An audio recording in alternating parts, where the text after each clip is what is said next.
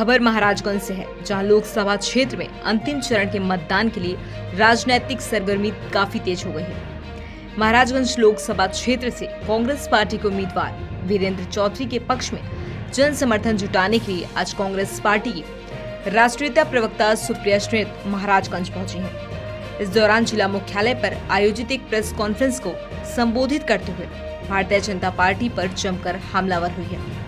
वहीं पत्रकारों से बातचीत करते हुए राष्ट्रीय प्रवक्ता सुप्रिया श्रीनेत भाजपा पर जमकर निशाना साधते हुए उन्होंने कहा कि 3 चरण के मतदान के बाद ये साफ हो चुका है कि 1 जून को बीजेपी की सरकार नहीं बनेगी। सरकार इंडिया गठबंधन की ही बनने जा रही है। वहीं प्रधानमंत्री नरेंद्र मोदी के पैरों के तले से जमीन खिसक चुकी है।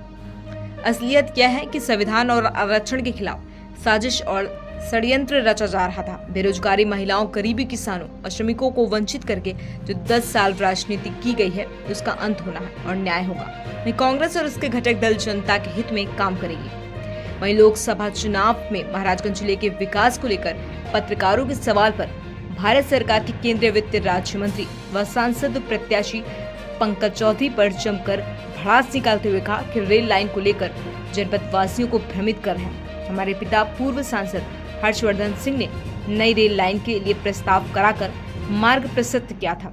यह केवल जनता को गुमराह कर रहे हैं, यह केवल झुंझुना बजा रहे हैं। 3 चरण का मतदान हो चुका है और एक बात कांच के शीशे की तरह साफ है कि नरेंद्र मोदी जी 1 जून को प्रधानमंत्री नहीं बनेंगे, बीजेपी की सरकार नहीं बनेगी, सरकार इंडिया गठबंधन की बनने जा रही है। नरेंद्र मोदी जी के पैरों के तले से जमीन खिसक चुकी है। असलियत यह है कि संविधान के खिलाफ जो साजिश रची जा रही थी, आरक्षण के खिलाफ जो षड्यंत्र रचा जा रहा था, जो बेरोजगारों को, महिलाओं को, गरीबों को, किसानों को, श्रमिकों को वंचित करके जो 10 साल राजनीति करी गई, उसका अंत होना है और अब न्याय होगा। और न्याय जिस तरह की बात हमारे घटक दल कर रहे हैं, जिस तरह की बात कांग्रेस पार्टी कर रही है, 30 लाख सरकारी नौकरियों की, महिलाओं के खाते में डायरेक्ट पैसा जाने की, 1 लाख रुपए साल, डिग्री और डिप्लोमा धारकों को 1 लाख की अप्रेंटिसशिप देने की बात, किसानों को कानूनी गारंटी की एमएसपी देने की बात, उनकी कर्जा माफी की बात, श्रमिकों में मनरेगा का मानदेय 400 रुपए कर देने की बात, गिनती करने की बात, कास्ट सेंसस करने की बात। हमारा एक अकेला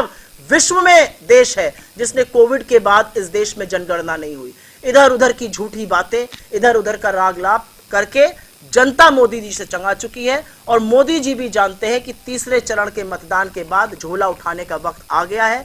आज यहां पर हमारे प्रत्याशी वीरेंद्र चौधरी जी के लिए समर्थन में, उनके लिए वोट मांगने के लिए हम सब एकत्रित हुए हैं। वो फरेंदा से कांग्रेस के विधायक हैं, यहां पर मजबूती से चुनाव लड़ रहे हैं, पढ़े लिखे व्यक्ति हैं, जुझारू हैं, संघर्षशील हैं और हम सब घटक दल के साथी यहां पर बैठकर एक मन से, एक मुश्त पूरी ईमानदारी से उनके प्रचार की बात करते हैं, उनके लिए वोट और आपका सहयोग मांगते हैं। अरविंद केजरीवाल के बाहर आने से क्या लगता है इंडिया गठबंधन को मजबूती मिलेगी? क्यों नहीं मिलेगी?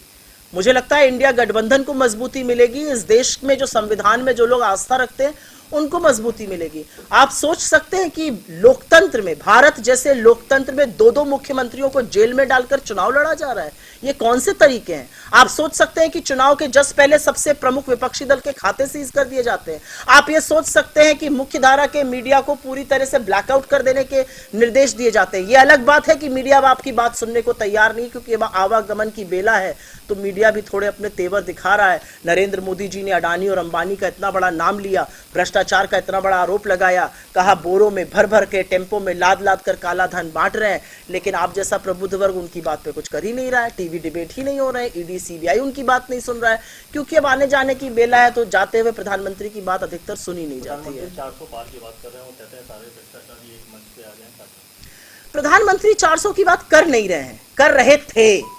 प्रधानमंत्री ने नारा दिया 400 पार, 400 पार। जनता को समझ में आ गया कि 400 पार का मतलब है ये संविधान को बदलेंगे और इसकी पुष्टि अनंत हेगड़े ने, इसकी पुष्टि ज्योति मिर्धा ने, इसकी पुष्टि गिरिराज सिंह ने, इसकी पुष्टि उनके सांसद लल्लू सिंह ने और खुद अमित शाह ने की।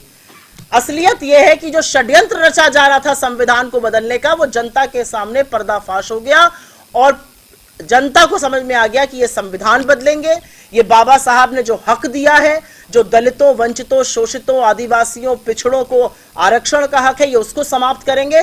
तो अब नरेंद्र मोदी जी अपने किसी भी मंच से 400 पार की बात नहीं करते हैं।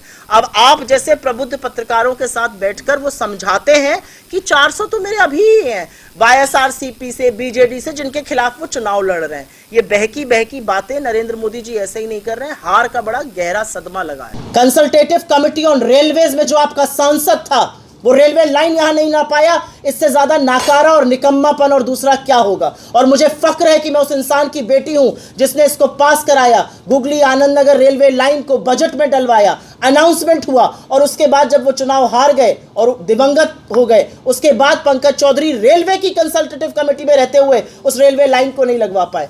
5 साल से सत्ता में आप हैं और आप कह रहे हैं मैं जब अगली बार आऊं। अब अगली बार तो खैर आप आ ही नहीं रहे, तो 5 साल से झुंझुना बजा रहे थे। क्या ये मोदी जी ने एक आदत डाल दी अपने लोगों की कि अभी मैं कुछ नहीं करूंगा, जब अगली बार आऊंगा। आपको देख लिया, आपको परख लिया। अब जनता को एक जुझारू कर्मठशील व्यक्ति मिल चुका है और जनता उनको जिताने जा रही है। आपके फर्जी दावों की, आपके फर्जी वादों पर अब जनता बरगलाने वाली नहीं है।